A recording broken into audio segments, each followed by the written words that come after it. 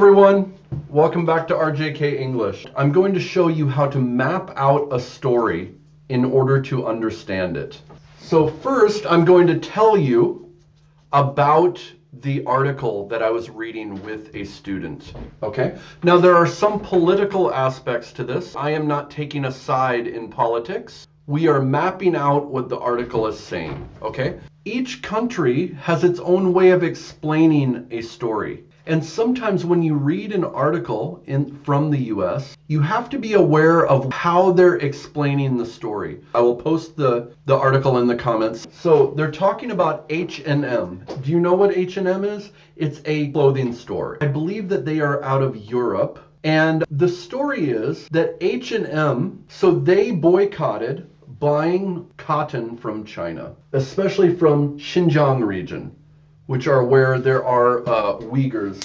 It's a certain group of people in China. They are Turkmen and they are Muslims. There is some concern from outside of China that China is mistreating this population and maybe even has them creating cotton, doing a cotton industry, but for very, very low money. So there's human rights concerns. Now, I am not going to make a judgment on this.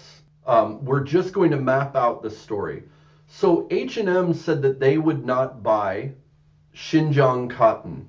China then banned H&M, and also the people of China started boycotting H&M. So what is a boycott? Let's say I live in Thailand, and I don't like Brazil because Brazil did something against maybe a Thai minister or something. And we decide, as Thai people, we will not buy any goods from Brazil. This is a boycott. Why do people do this? They're trying to put economic pressure on that country of Brazil in order to make them change. So what happened here? In Europe, there's H&M. They have a Better Cotton Initiative. This is not owned by H&M. This is kind of like the UN. The UN is not owned by any government, but governments pay in, and the UN does research on different things, and they make policy papers on it, right? The Better Cotton Initiative is an industry watchdog. This means that for the industry, the cotton industry, they're paid by all these cotton companies, and they do research on where cotton is coming from, how people are treated that do the cotton, how the farmers are treated. Does it help the environment or does it hurt it? And they put out a paper and said the Uyghurs in China are being treated badly.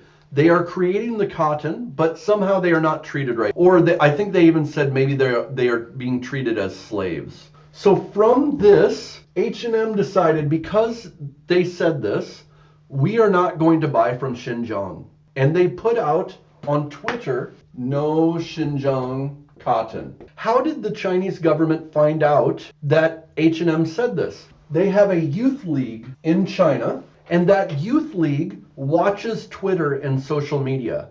And they saw this social media post, okay? They saw this post. And they said to the Chinese ruling party, H&M is saying that they will not buy from Xinjiang, okay? They're going to hurt China economically. So China, before they even felt that pain yet, they said, we boycott H&M. They said that on media.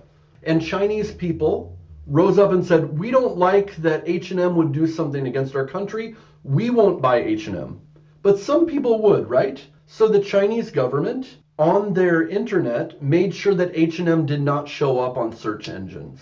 So they made sure that people couldn't even find the H&M store. Now, who is going to be hurt economically from this? China's very large, right? They will be hurt less than H&M because H&M has stores in China. And how many people are in China? 1.5 billion, something like that, or 1.2 billion. And probably 500 million of them might shop at H&M.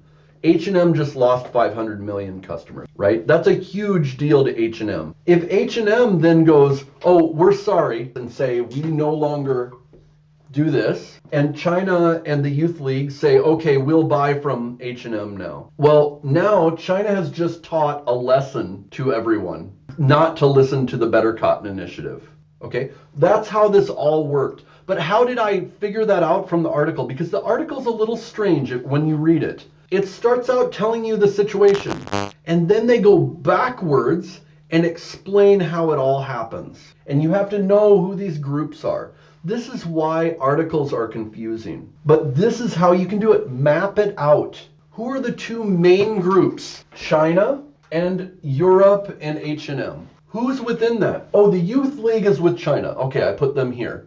Xinjiang is in China. Okay, Better Cotton Initiative, that's over here. H&M is over here. Now, how are they related? And then you look through the article and figure out how they're interacting with each other, and you write it here and you map it. That's the way that you figure out articles, especially when it's a subject you don't know about. This is called mapping. All right? I hope that was helpful. I will post the article in the comments, and you can read it and try to follow this yourself. Try to map it out. That will help you a lot in your work while you try to understand articles or understand memos, things like this. Okay? All right? See you later. Hi, everyone. Welcome to RJK English. Make sure to like and subscribe, and that will help me make more of these videos. I'm on YouTube and on Instagram, and see us on Facebook, and we can talk further.